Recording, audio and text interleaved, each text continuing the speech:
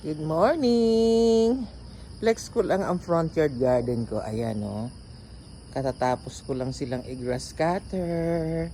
Ayan na uli. Ang ganda na naman nila. Ayan o.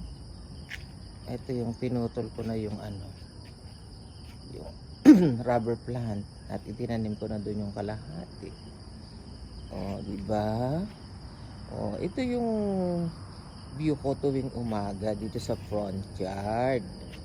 Ayan.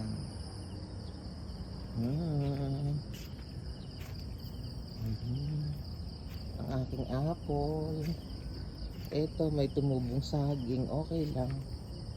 Ayan. Hindi ba ganda? May papaya pa doon.